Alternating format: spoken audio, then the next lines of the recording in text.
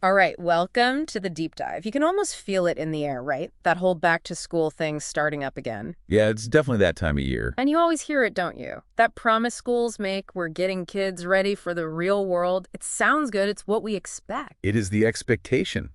But, what if the reality on the ground is, well, maybe a bit different, maybe even surprising? Okay, lead us in then. What are we diving into today? So that's exactly what we're digging into. We've got some really uh, pretty eye-opening news survey findings. They show what parents really think about how education is going right now. Okay. And maybe even more interesting, we're looking at how parents are, like, stepping up, taking action themselves because they see these gaps. Yes, in what exactly? Well, we'll get into the specifics, their concerns, the skills they think are really important, and then we'll look at one example of a resource that's trying to meet that need. You might have heard of them, the Tuttle Twins materials. Right. And we're basing this on solid stuff. Oh, yeah. We're working from a pretty big survey, over 1,000 families. Plus, we've got email briefings that break down the key points and our own notes on, other educational options people are looking at. Okay, got it. So let's jump right in. The big picture first. Parent confidence in, let's say, the traditional school system. Where's that at? My gut feeling says maybe not super high. Yeah, your gut feeling is definitely pointing in the right direction. It's pretty striking, actually. How striking. Get this, the survey found that only 10%, just 10% of parents feel confident that schools are really preparing their kids for life after they graduate. Wait, seriously? Only 10%? 10%, which means, 90% aren't confident. That's huge. Yeah. It's not just a little bit of doubt, it's a major disconnect. Wow, okay. 90% lack confidence. That's a staggering number. So why? What are parents saying is missing? What aren't schools delivering in their view? They're pointing to some really core things. Yeah. Number one, a big one, is financial literacy. Just basic understanding of money, debt, budgeting. Parents feel that's really lacking. Okay, that makes sense. What else? Another huge one is critical thinking. The ability to, analyze stuff, question things, figure out what's true and what's not, especially now, right? With so much information flying around. Absolutely vital. Yeah. And then there's job readiness. Like, are kids leaving school actually ready for the workplace today? Parents are worried they aren't getting those practical skills. And sort of underlying all that, a lot of parents mentioned this feeling that schools are too focused on just teaching to the test. Teaching to the test. We hear that phrase a lot. What does that really mean to these parents? Why is that such a concern? Well, I think the frustration is that it feels like learning becomes about memorizing facts just to pass some standardized test, Yeah, instead of actually understanding it. Exactly. Instead of understanding it deeply or knowing how to apply it in a real situation. Yeah. Like you might ace the algebra test. Yeah. Right. But do you understand how that math relates to, say, figuring out a loan or managing a simple budget? Parents see kids passing tests, but then struggling with basic life decisions or evaluating something they read online. So it creates this gap between looking good on paper academically and actually being competent in the real world. That's what they're saying, yeah. It doesn't build the adaptability or the problem-solving skills needed for, well, life. Okay, so if that's what they feel is missing, what do they want? When the survey asked what they wished schools focused on more, the answers were kind of interesting, weren't they? Not just more calculus or advanced chemistry. No, not primarily. And that was really revealing. The top answers were all about practical life skills. Things like, again, financial literacy, understanding money, saving, maybe investing. Right. They want more focus on logic and critical thinking, helping kids break down arguments, spot bias, solve problems on their own. Makes sense. Also, emotional intelligence, understanding your own feelings, getting along with others, navigating social stuff effectively. That ranked really high. Interesting. And goal setting. Just teaching kids how to actually set a goal and work towards it. These are the skills parents see as fundamental for success, for happiness, for just navigating life. It's about the foundations, not just the advanced topics, skills that apply everywhere. Exactly. And it sounds like parents aren't just sitting back and wishing, they're actually doing something about it. What does this lack of confidence translate into action-wise? Oh, absolutely. They are definitely not just waiting. The data shows a real shift here. More than half, over 50% of the families surveyed are already supplementing their kids' education somehow. More than half. So this isn't just a fringe thing. Not at all. It's mainstream. And a big reason driving this proactive stance, nearly half the parents surveyed believe the school curriculum has some kind of political or ideological bias baked into it. Ah, so that feeling of bias is pushing them to take more control. It seems to be a major factor, yes. It reinforces that desire to make sure their kids are getting, a balanced perspective, learning the values they think are important, and learning to think for themselves. That's a really strong motivator.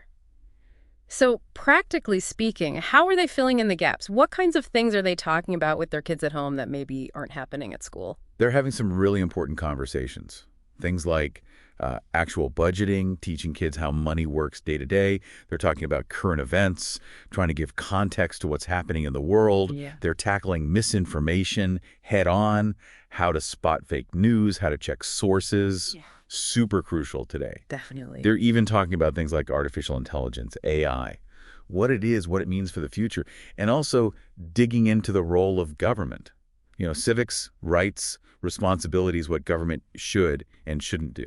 Wow, those are some heavy but vital topics. Right. And parents feel like if they don't teach this stuff, who will? These are things kids need to understand to be informed citizens and just function in the modern world. It's really quite something to see parents stepping up like that, which brings us to those resources you mentioned earlier, the Tuttle Twins. You said they aim to tackle some of these concerns. How did they come about? Yeah, so the story behind them is that they basically grew out of this exact need we've been talking about. The creators kept hearing from parents who were looking for good tools, trusted resources to help teach their kids about real-world stuff, about values, about thinking independently. They felt like what was out there just wasn't cutting it or wasn't available. So the books were designed to be a way for parents to start those conversations at home. Filling that void. So what kind of ideas are actually in these books? Are they just stories, or is there more going on? Oh, there's definitely more going on. They're designed to be engaging stories, for sure, but they weave in some pretty fundamental ideas in a way kids can grasp. Like things like entrepreneurship, what it means to innovate, create value. Ideas around personal responsibility, being accountable for your choices. They tackle basic economics, how markets work, supply and demand, things like that. And a big one is the proper role of government, often emphasizing, a limited role, teaching kids about liberty, individual rights. They're framed not as textbooks, but more like conversation starters. Conversation starters. I like that. Yeah, or worldview expanders. The goal is to help parents, shape how their kids see the world and think critically about it. It's about fostering that independent thought. Worldview expanders. That's a good way to put it. And our sources mentioned it's not just the books, right? There's a whole suite of things available. That's right, yeah. It's become more of an ecosystem. Yeah. So besides the main storybooks, there are 14 of the original ones. They have activity workbooks that go along with them. To reinforce the ideas. Exactly. Make it more hands-on. They're audiobooks, too. Guides to help the adults lead the discussions. But then it goes broader. They have a podcast. I think it's in video format too, and even a cartoon series now. Yeah. So they're trying to reach kids through different media. Sounds pretty comprehensive. And just to mention it, because it was in our source material, they have some kind of big back-to-school sale happening, offering a bundle. Yes, that's right. The sources highlighted their back-to-school bundle. It apparently includes all 14 of those original books, the workbooks, the audiobooks, and the parent guides. A lot of stuff. That's a very substantial package. The materials noted it's valued at over $400, but offered for under $120 during the sale, up to 70% off, I think it said. So they're positioning it as a way for families to get a lot of their core resources at once. Right. A significant bundle offer for families looking into this kind of thing. It really does feel like, listening to all this, it's more than just a few families here and there. It feels like a genuine movement, doesn't it? The shift in how parents are engaging. I think that's fair to say, yeah. The survey data really supports that idea. Parents are clearly not waiting around anymore.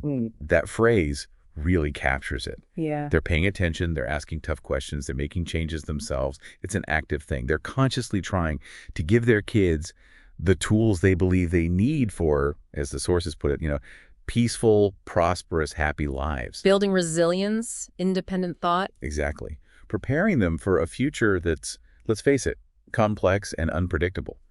It feels like a real evolution in how parents see their role in education.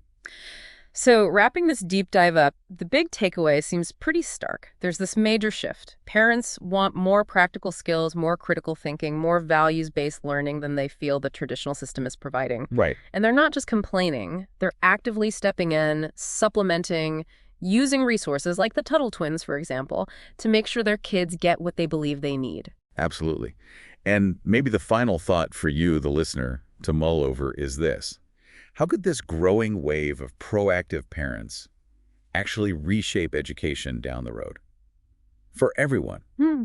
And maybe even more fundamentally, in a world flooded with information, what does it truly take for any of us, young or old, to cultivate genuinely independent thought, especially when parents seem to be increasingly taking the reins on that crucial development? Really important questions, things we should definitely keep thinking about. Aye. Well, thank you for joining us for this deep dive into what parents are looking for in education today. We hope you found it insightful. Yeah, thanks for tuning in. Until next time, keep digging deeper.